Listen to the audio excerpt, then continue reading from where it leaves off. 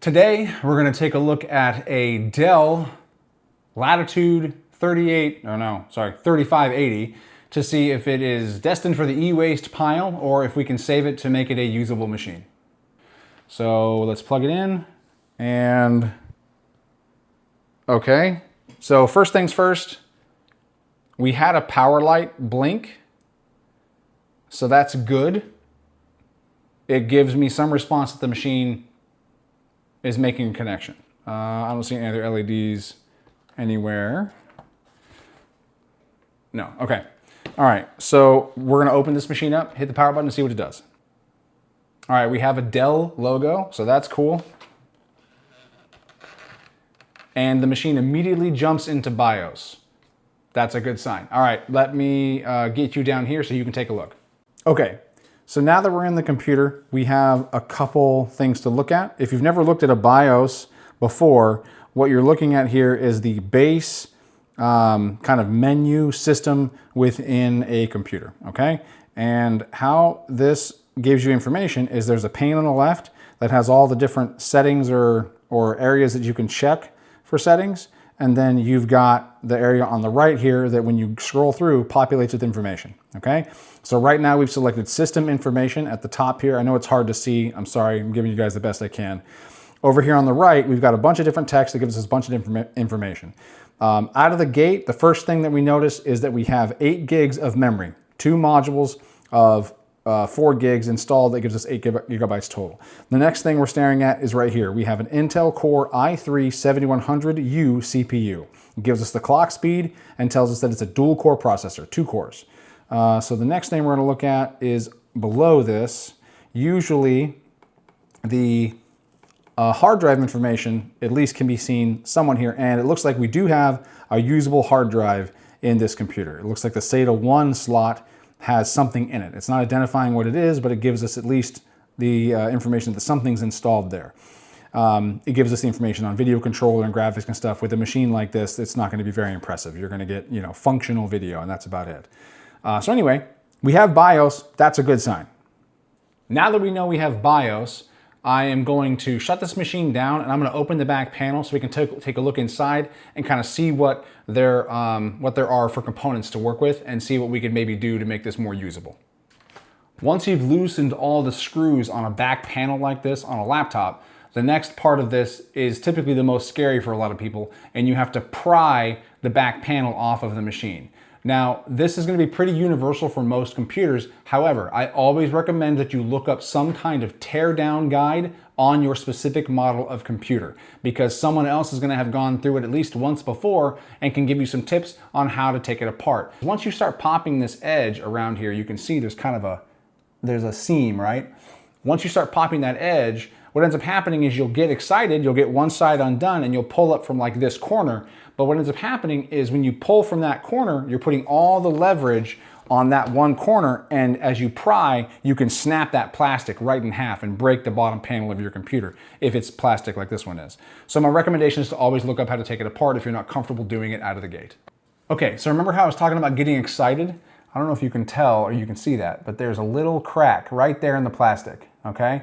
Someone before me got excited, pulled on the corner, and cracked the plastic. I mean, heck, maybe it was me at some point. I've had these machines for a long time, and I've taken them apart and looked at them numerous times.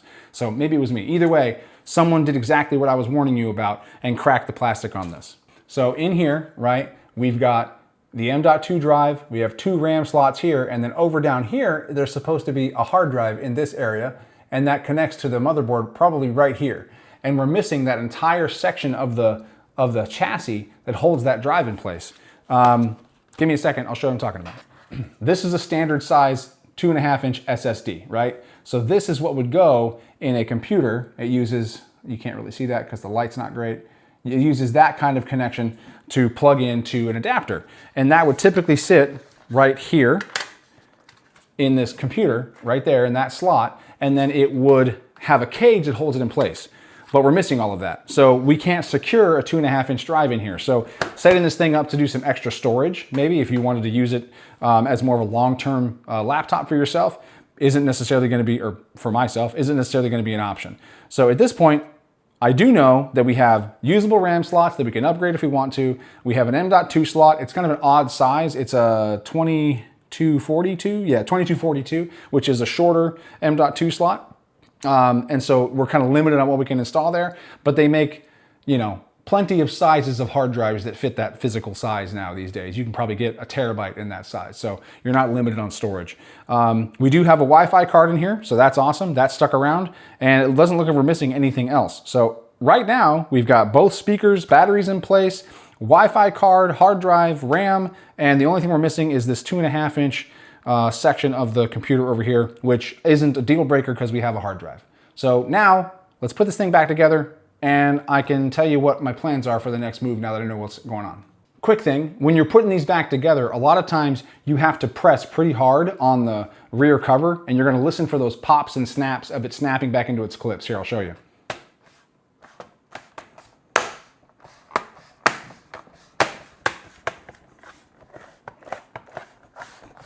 All right, so yeah, it's gonna sound like you might be breaking something, but trust me, as long as you're being diligent with what you're doing, you shouldn't break much, if anything at all. So what can we use this thing for? At this point in time, you know, there's not, oh, I missed a snap, I guess. At this point in time, there isn't anything you can do with this machine when it comes to using it for Windows. It's just too old to install the current Windows 11 operating system and do it legitimately. You can install it by bypassing the security features of Windows 11, and it should, you know, function for you that way, but there's no guarantee how long it will function, and there's no guarantee if it will get Windows updates properly or if the features will actually work like they're supposed to. So I try to avoid doing that because it doesn't give long-term reliability. It gives a short-term gain, maybe to sell it, but then I'm screwing whoever I'm trying to sell this computer to. So I try not to do those kinds of things. I'll run Windows 11 if I can do it legitimately. Otherwise, I try to let it be. So the next options are going to be some kind of Linux distribution or Chrome OS Flex. Chrome OS Flex has really good use cases for, like, if you just need a machine to do web-based stuff, right? You know, using Google Docs, you're always connected to Wi-Fi, and you want to do just normal daily tasks, right? Browsing the internet, watching videos, and making some, you know, documentation stuff using Google Docs, Google Sheets, things like that. The only limitation with Google Chrome OS that's really a big hurdle for a lot of folks is there's no native support for the App Store. So you can't download any applications to do any other kind of work. If it's not built into Chrome OS Flex, you're not going to be able to do it unless you can get it through a web browser. The other thing would be Linux. Linux is a full-fledged operating system. Linux has a lot of opportunity to give you a lot of different access to a lot of different pieces of software, and it's free. It is an operating system that's open source and built for anybody to use it. And there are a lot of different distributions. So I think that's where I'm gonna head with this machine, is to put a Linux distribution on it. And we'll do that in the next video. I'll decide which one we're gonna use and we'll go from there.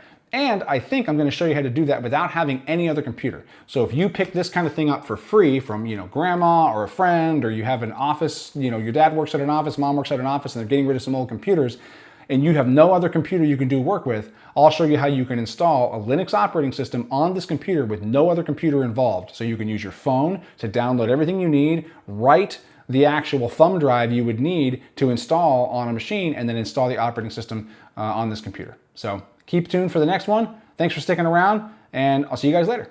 Bye.